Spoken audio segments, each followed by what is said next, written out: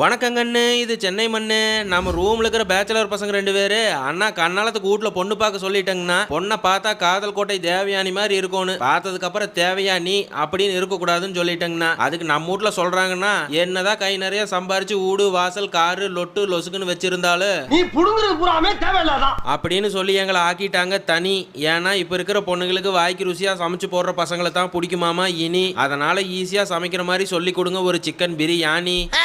அட கண்ணு, அதுக்கு தான் இருக்குது நம்ம ப்ராடக்ட் அமில் தீனி. கண்ணுகளா, ஒரு பொண்ணை சொந்தமாக்கி அது நம்மளுக்கு சோறாக்கி போடுறதுக்கு, நாம சொந்தமாக்கணும்னுக்கு நம்ம சொந்த கையால சோறாக்கி போடுறதுக்கு நிறைய வித்தியாசம் இருக்குதுங்கிறத விட நிறைய காதல் இருக்குது அதுல. அட இது வரைக்கும் அடுப்படி எட்டி பார்க்காட்டியும் கூட பரவாயில்ல, ஒரே ஒரு நட அரை கிளாஸ் காபி மட்டும் வச்சு அம்மனிக்கு சர்ப்ரைஸ் பண்ணினீங்கன்னா